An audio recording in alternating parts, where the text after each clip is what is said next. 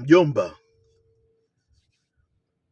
adui mkubwa wa maisha yako ni mdomo wako mwenyewe.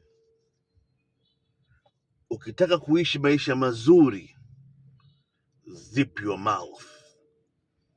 Funga mdomo wako. Mdomo wako unavyo ndio huo utakao kuletea shida. Mdomo wako, next week naenda kuchukua visa ya Marekani, ndio huo mdomo wako unawatangazia watu, alafu watu wanaweka vikwazo. Mdomo wako, nimepandishwa cheo, wanaanza kuweka roho mbaya mtaani kwamba okay fine, kashapandishwa cheo, tutaishije?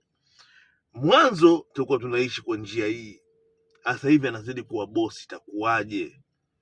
Mdomo wako unakuponza, unapigwa kitu. Mdomo wako ufunge. Tufunge midomo yetu. Ivan the Don, share na wengine. Sina mengi sana, ni follow Vitus.